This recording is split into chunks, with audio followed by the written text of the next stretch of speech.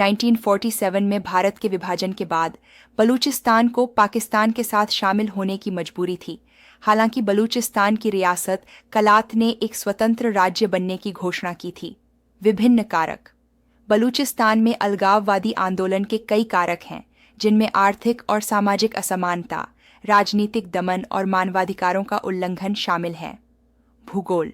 बलूचिस्तान पाकिस्तान का दक्षिण पश्चिमी प्रांत है, जिसकी सीमा अफगानिस्तान, ईरान, पंजाब और सिंध, पाकिस्तान के प्रांत और अरब सागर से लगती है। जनसांख्यिकी। ये देश के कुल भूमि क्षेत्र का 44% हिस्सा कवर करता है, लेकिन इसकी आबादी का केवल 5% हिस्सा यहाँ रहता है, जिसमें मुख्य रूप से बलूच लोग रहते हैं, जो एक सुन्नी मुस्लिम जातीय समूह है, जिनके ईरान और अफगानिस्तान में भी महत्वपूर्ण समुदाय हैं। ये सबसे बड़ा और सबसे कम आबादी वाला प्रांत है, जो प्राकृतिक गैस, कोयला, सोना और तांबे जैसे प्राकृतिक संसाधनों से समृद्ध है, लेकिन अत्यधिक गरीब बना हुआ है। इसकी 70% आबादी बहुआयामी गरीब के रूप में वर्गीकृत है।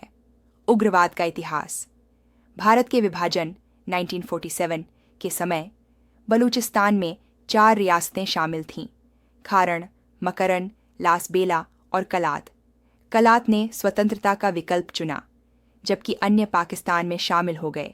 हालांकि जिन्ना ने शुरू में कलात की संप्रभुता को स्वीकार कर लिया था, लेकिन ब्रिटिश दबाव के कारण 1948 में इसे रणनीतिक रूप से अलग थलग करने के बाद जबरन अपने कब्जे में ले लिया गया।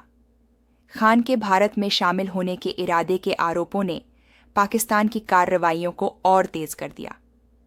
पाकिस्तानी शासन के खिलाफ प्रतिरोध पिछले कुछ सालों में तेज होता गया।